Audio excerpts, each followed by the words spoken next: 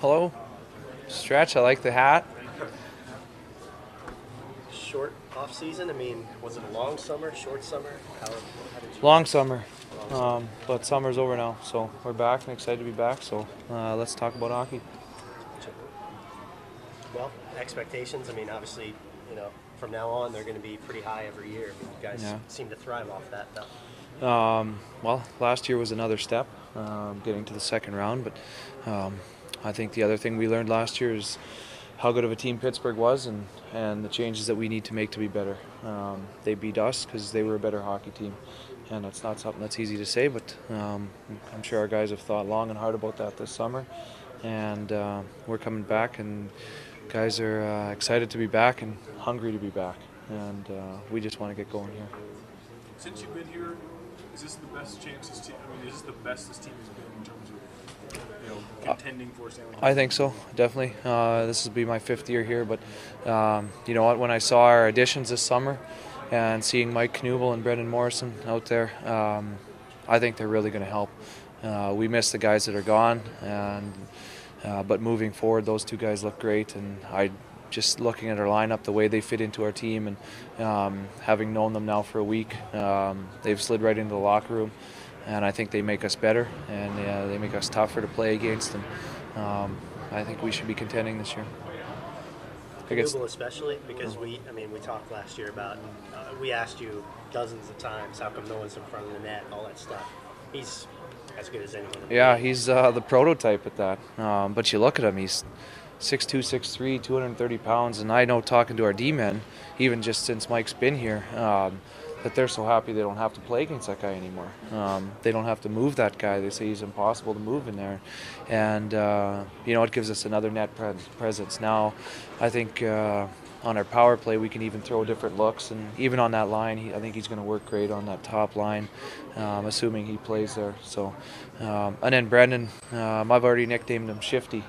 In a couple little scrimmages we've played, because he just gets the puck and he makes little subtle moves, and he kind of puts it on the back of your skates, and very shifty, very smart with the pucks of what I've seen so far, and we welcome him in too. Brooks, I know you like to play center. I know you like to get the minutes of a second-line guy. I also know that you played very well with David Steckel and Matt Bradley at the end of last year. What are your thoughts about your role this year? I don't know. I'm a chameleon, I guess. I just go wherever. I haven't specifically spoke with Bruce about it at all. It's nice coming to camp knowing that I am going to play. I don't know which position, but I know that I'm going to get minutes, and then it's up to him. Whatever he figures is going to give our team. Usually the most balance is the word I would say, is what he's going to do. And so whether it's left wing or center or possibly right wing, I have no idea yet. He hasn't told me. But I guess we'll find out tomorrow where I line up. I was impressed by you on defense in that Minnesota game, so I've got you as the third pairing right side. We got enough D-men right now. Hopefully I don't have to play D this year, but I do power skating with 2 defensemen in the summer. Yeah. So I work on that a little bit. You always have to be prepared. You never know. You said Pittsburgh was better last year. What do you think they did that was just enough to be better than you guys to beat you, that you guys need to improve on? Well, Pittsburgh's success didn't just come from what they did this past season. You look at their year before, they learned a lot the year before, going to the finals and losing to Detroit the year before. And there were certain things that they had to do to become better. And the main thing, I think, their guys, they play the system no matter what. They never deviate from the way that their game plan. And I know it's a cliche, so to say, but they are just soldiers. They just keep going forward, and they have a belief in their game plan, and that's going to help them win. And I think in Game 7 they did that more so than we did, and they took the play to us. And I think that's kind of humbled us a little bit, and our guys are going to be better at that this year. There's been a lot made about Bashir not being on the team this year. Is that a big factor? Have you guys talked about that at all? I haven't heard much discussion about it, actually.